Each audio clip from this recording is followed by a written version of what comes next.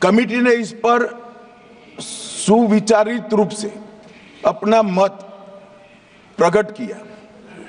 वो जो मत प्रकट हुआ वो मत फिर से कैबिनेट के सामने गया। ये भारत सरकार की कैबिनेट ने स्वीकार किए और अमेंडमेंट के रूप में किरण रिजिजू जी लेकर आए।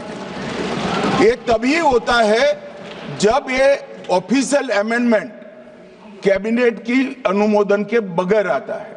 मान्यवर, मैं नहीं मानता इसमें कोई पॉइंट ऑफ ऑर्डर है और आपका ही आग्रह था कि कमिटी जॉइंट पार्लियामेंट्री कमिटी बने।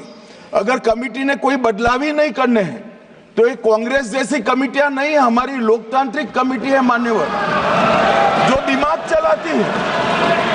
कांग्रेस के जमाने में कमिटियां होती थी जो थप्पा लगाती थी। हमारी कमेटी चर्चा करती है, चर्चा के आधार पर विचार करती है और परिवर्तन करती है। अगर परिवर्तन को स्वीकार ही नहीं करना है तो कमेटी काहे को लिए है भाई? आज के कालो ভাবটা প্রকাশ করতে চাইছি।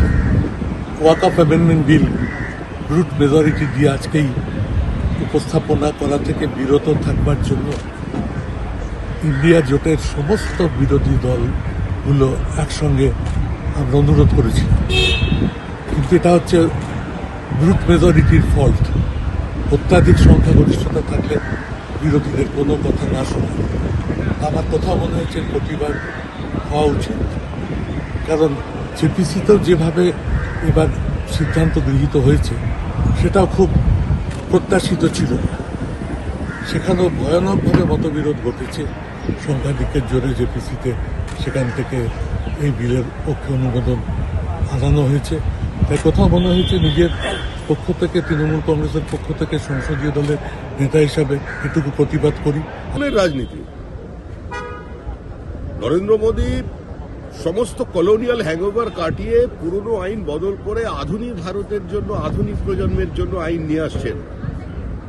তাই দলিত মুসলমানদের স্বার্থে, বাসনন্দা মুসলমানদের স্বার্থে, ভারতের উন্নয়নের স্বার্থে, ভারতের বিভিন্ন সরকারি জমি এনক্রোচ করার বিরুদ্ধে,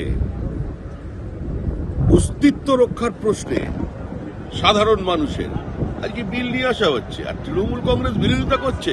পশ্চিমবঙ্গের সবচেয়ে বেশি ওয়াকফ প্রপার্টি যদি কেউ লুট করে থাকে তার নাম তৃণমূল কংগ্রেস। পরে ওয়াকফের টাকায় কোথায় কত স্কুল তৈরি হয়েছে। কিছু মানুষের লুট বন্ধ করতে হবে এবং ওয়াকফ বোর্ডের মধ্যে যাতে মহিলাদের অস্তিত্ব থাকে, তাদের উপস্থিতি থাকে, তাদের সম্মান থাকে, তারাও যে এই পুরো ধর্মের একজন অংশীদার, সেটার জন্য এই বিল। এটা তো কোনো ধর্মীয় বিল নয়, এটা গভর্নমেন্টের একটা স্ট্যাটুটারি ল, সেটার ক্ষেত্রে পরিবর্তন আনা হচ্ছে। এর মধ্যে বিভাজনের প্রশ্ন কেন? এটা তো প্রশাসনিক বিষয়।